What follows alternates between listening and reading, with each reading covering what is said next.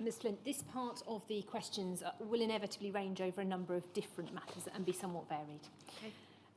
First of all, were you informed or aware of the prosecutions in France of officials and politicians in relation to infected blood? No. And any connection of that in terms of timing with document destruction in the UK? I don't think I was. Could I turn to WITN 5427010, please? We looked at this document before, and we see there the comment basically it relates to the question of where blood products were sourced. Basically, if it came via BPL, it would not have been donated by US prisoners, but if it came via anywhere else, we do not know. I'm asked to ask you whether you were aware that Carol Grayson had written to the government on several occasions setting out tracing that had been done connecting UK factor products to US prisons. Were you aware of that? I was aware that Carol Grayson had been written into the department on some of those issues. But were you aware specifically about the point that the connection, she had set out in her letter her understanding of the connection and the tracing that had been done? Yes, I think so, in relation to prison donations that have come from prisons in America. Yeah, if that's what you're asking about. Could we have your witness statement, WITN 5427001, please?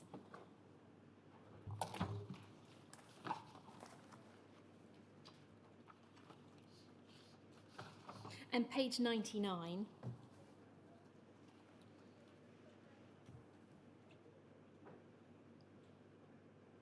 Paragraph 3.9. Before lunch, I took you to a submission from Steve Wells and asked whether that was the submission you had requested in December 2005, and that it appeared to be from your statement that that's what you had requested. If we can just look at the paragraph from the statement, I'm asked to just go through this. When I was informed in late 2005, the 8th of December submission, that documents being released a few days later by the Scottish Executive might contain papers destroyed by DH, and then was informed in 2006 that documents had been returned to DH from a firm of solicitors, I was concerned about the adequacy of steps DH had taken to try to locate missing documents. And then you say it appears that a briefing was requested, and this was provided in May by Steve Wells.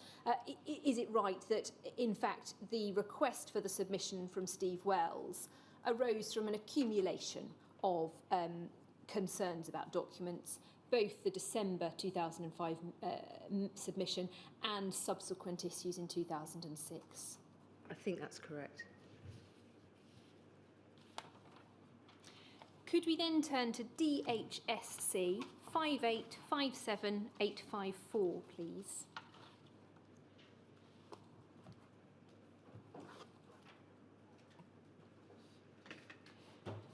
This is one of the two draft memos that we looked at, where it's a little bit unclear why there's two. Just first of all, looking at the copy list, it's right, isn't it, that there's nobody on there or on the other draft from your private office? That's correct. So do you think if there's no one on the list from your private office, would it have been sent to you or your private office if it's not on the copy list? Not usually. It would only go to those on the copy list. There might have been informal information that this was happening, but normally it would be the case that you would be copied in. And we can see the same thing on the other draft, DHSC 5046267. We don't need to go to that. So these were memos that went to Hugh Taylor. Correct. Nevertheless, could we look at paragraph 6, please? I think it's over the page. And the fourth bullet point down. Thank you. And it says this: internal minute between officials on cost implications of AIDS. Of course, the maintenance of the life of a haemophiliac is itself expensive, and I'm very much afraid that those who are already doomed will generate savings which more than cover the cost of testing blood donations. Could we just come back out to the main page? It's an example of his previous documents which might give rise to a potential for criticism or embarrassment. Were you aware of these documents? No.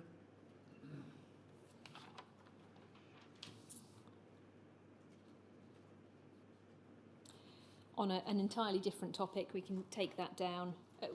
We spoke previously about the Haemophilia Society's response to the self-sufficiency report, the letter from Margaret Unwin to Mr. Conan, which I think you said you saw and received in a briefing in April 2006. Yeah, I think that's correct. I'm asked to put it on the screen, HSOC 303560.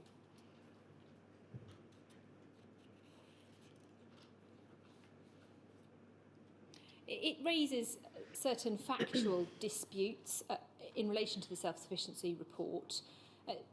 Do you agree that where the facts are in dispute, it's important to listen to both sides of the story? Can I just read it? Of course.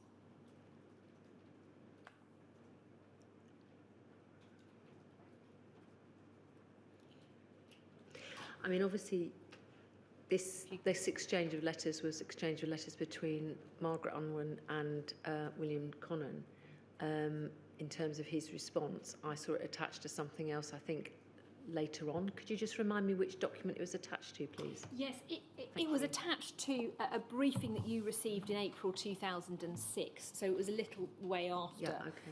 We looked at it earlier in the context of an offer on the second page of those who were infected and those who would be willing to meet with you. Sorry, there it is. And I'm asked to ask you whether you think you should have accepted an invitation to listen to those infected, what they had to say and hear their side of the story, to set alongside the paper review that had been undertaken. As far as I'm aware, and obviously if there are documents to correct this, then obviously, let me know. But when there is the exchange of letters in real time between Margaret Unwin and William Conan, I don't recall that request being pursued in terms of my office. So when this was attached later, obviously that's quite after the date for information. One of the main issues for myself in terms of this, which I was aware of, was the point about why there wasn't a ministerial forward on the self-sufficiency report, of which there was never any plans to do that, either before I arrived in the department or after I arrived. And in your evidence earlier, you made clear that you weren't provided with that letter at the time or involved in any of the correspondence at the time? No, not as far as I'm aware. In relation to the meetings between Department of Health representatives and the Archer panel, those meetings were not minuted and were said to be private. Are you able to comment on why that was? Did you have any involvement in that? Not really. I think you'd have to speak to officials.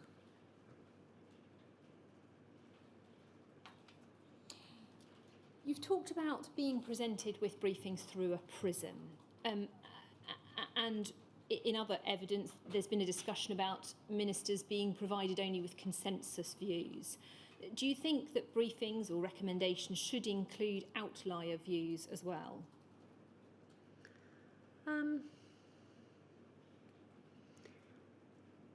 Possibly, yes. Possibly there does need to be a vehicle to say, what other views are being expressed. I think one of the issues in some of the briefings and the questions, if you like, that are put in briefings are to almost test the theory, if you like. A number of briefings would actually ask some of those questions that were being raised outside about where products were sourced from, where donors came from, and that was reflected in some of the briefings. And of course, the department will be expected to provide an answer to that. I mean, clearly, I would see, as every other minister does, we would usually get a collection of the clips of from the media in the areas that we covered as ministers. So every day you would get those and you'd be aware of what was being discussed, and that would then be reflected back in what you wanted back from officials in terms of answers. That's one of the reasons Parliament is important as well, is that questions can be asked through that route too, as well as through all party groups and others. So I think, it's hard to say exactly what that balance should be and what should be the onus on departments to do that. But as best as you can, I think that there has to be room for those different voices to be heard. And do you have any thoughts on how ministers, particularly new ministers, can ensure that lines to take are challenged regularly? I think it's quite hard for new ministers, to be honest, because you inherit policies from previous ministers. Often you're asked to action projects and activities that are all often well underway. I think there could be more done in terms of both for, to be honest, MPs and ministers, in giving them some better support in terms of what they do and how they carry out their work. That's not easy, because as I said before, there is very little room or time allowed when you move from one department to another to have the sort of induction that anybody else would want, because you literally have to hit the ground running.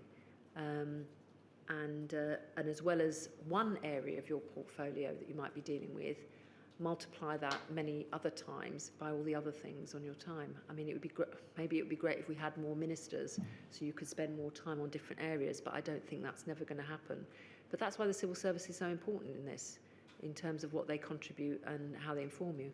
I have thought, and it's a personal view, and probably not popular, that it's only the Secretary of State usually who has special advisors. So often, despite your private office, you don't have anybody else, if you're a junior minister, who can maybe follow up on issues and particularly areas where you may have concerns and be in the department but offer a different role to the civil service. I don't think that's going to change, to be honest, but you're very much reliant on your own time and your own, I suppose, opportunity to question and seek other views, and that's not always easy. Do you consider that someone independent of those who made the decisions should consider objectively if a public inquiry is required? That whole question should be addressed by somebody external to the place that the decisions have been made? I don't think necessarily you should take away from responsibility from a government department to do its job. I think there has to be a process in that's where it should start, where obviously things happen that require investigation. It may be where there are unresolved issues over a longer period of time, or where original thoughts in terms of what could be done have changed because of, in this case, obviously people surviving longer and their needs, whether that is something that, whether it's the Cabinet Office or elsewhere, should consider. I don't think that's necessarily something that wouldn't necessarily be helpful, but you can't necessarily funnel all those issues into a separate body. I think first and foremost the department and the civil service, and of course the Secretary of State, should have a key role in all of that, because they are responsible. And finally, when we were discussing answers to parliamentary questions, you said that an answer needed to be with what you know, not speculating. Do you think that caveats could be applied to parliamentary answers to ensure that the answer is as full as it could be at the time, but without speculating? I think there are lots of opportunities in Parliament for parliamentarians to follow up from questions. They're not limited to one question, and often a question and then the answer sort of creates more questions. And I've been in a position myself as a backbencher to do that myself. There are adjournment debates, there are oral questions where you get a supplement. There are lots of opportunities in Parliament to do that. So written PQs are only one avenue. I think there's lots of opportunities to ask those more exploratory questions about what's happening that are probably a better placed in order to do that rather than through a written PQ.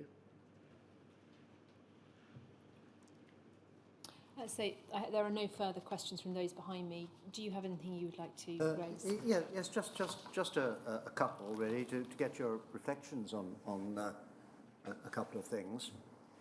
The first is this: could we have a look, please, again at WITN 5427009?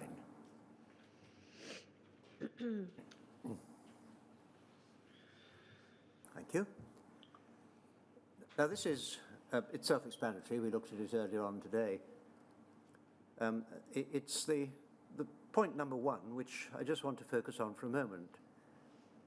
You've been in post since May 2005, so this is very nearly 9 months later on. When you came into post, you've told us you knew very little really about health. It wasn't your main interest, I think, and later on your career didn't involve very much to do with health directly. I think it was more to do with employment and aspects such as equalities, if I'm right. Is that fair? Well, that's a job I had before I entered Parliament. I also worked for a trade union before I entered Parliament, so... So that's what you were mainly interested in. Absolutely nothing wrong with that. And equally, no one would expect you to know everything about a small part of your portfolio, blood and blood products, when you first came in.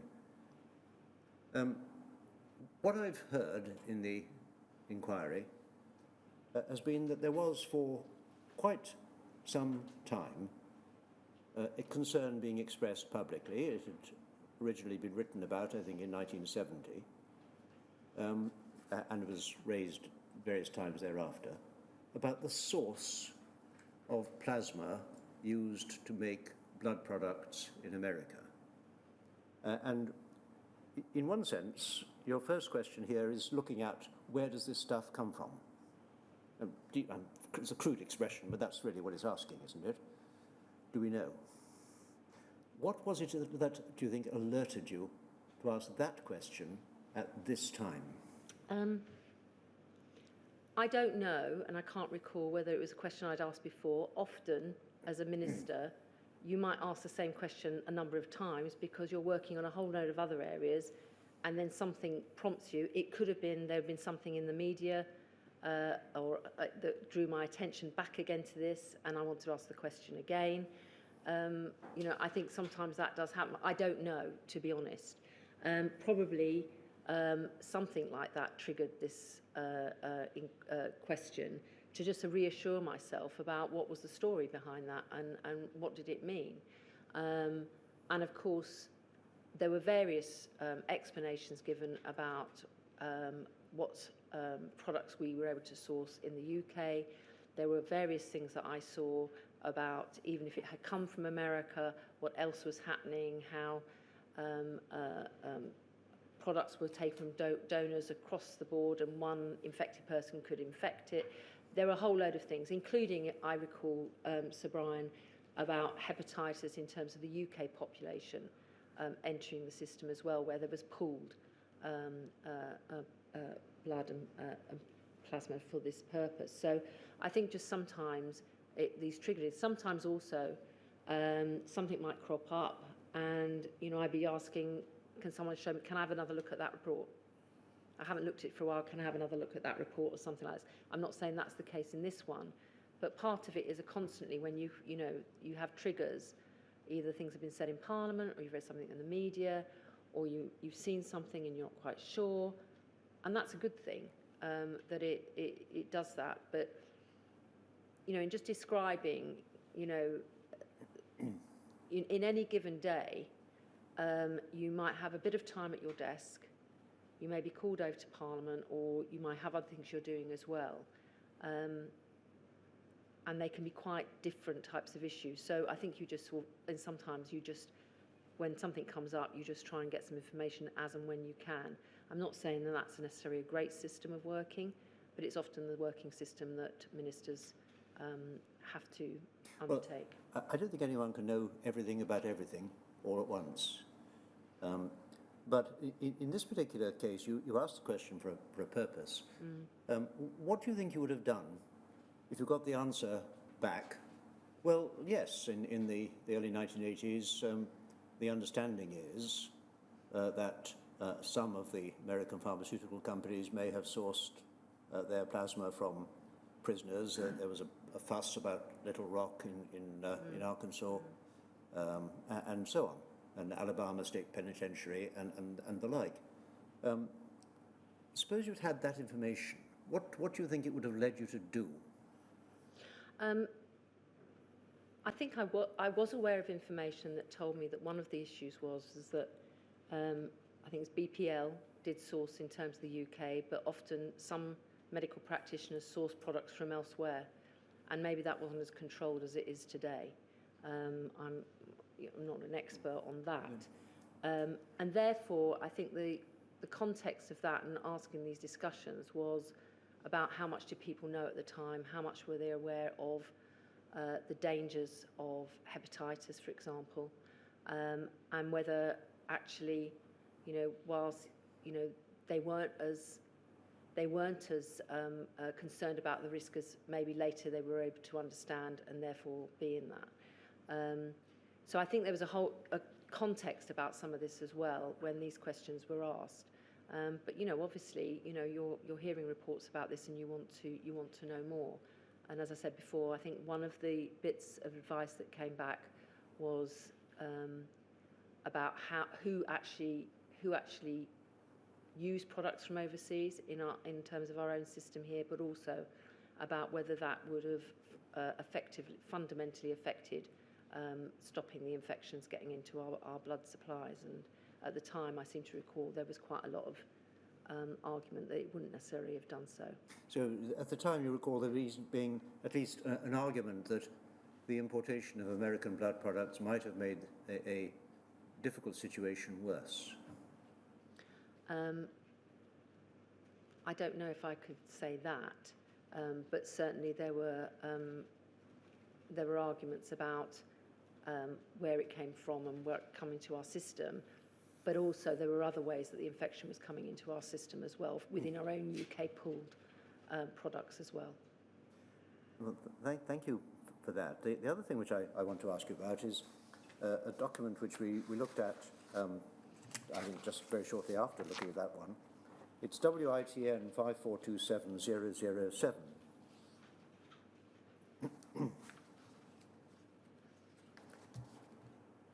And it's page 5. This is your briefing pack about the review which was eventually published. And I just want to focus on the first paragraph there. Due to a number of pressures, there's been a long delay in finalising the review report commissioned in 2002.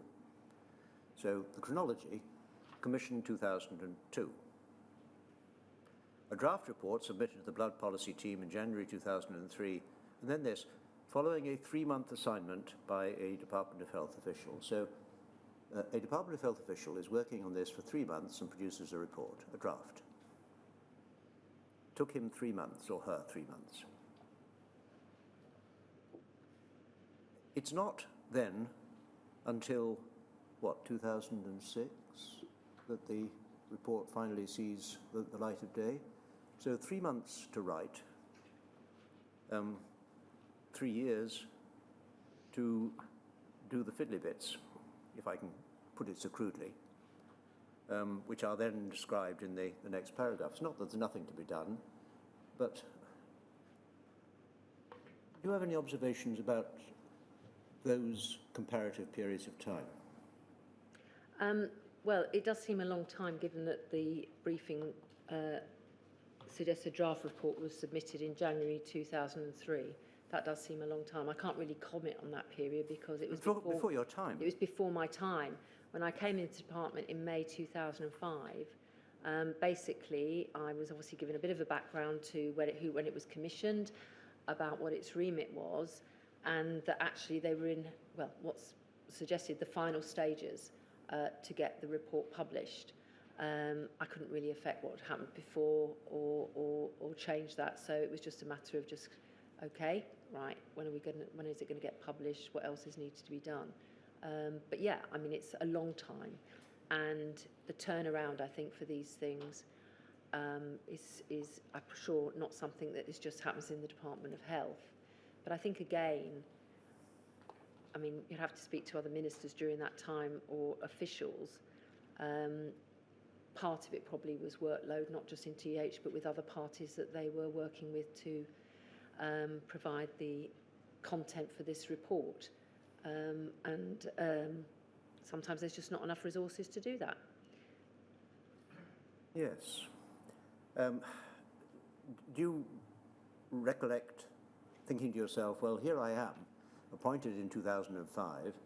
This has been ongoing now. The report's been out in draft for over 2 years.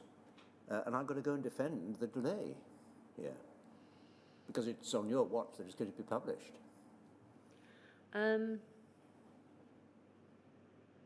I don't recall particularly the delay being an issue that was raised with me. I think the issue was really about whether the documents in the report were a full account and the narrative of what the report said. There may have been people, so I don't want to say there weren't people who said about the delay in this, but I can't remember that was a particular issue. It was more about what the report would contain and how authoritative it was in terms of the documents it referred to. Yes, well, thank you very much. That's all I ask.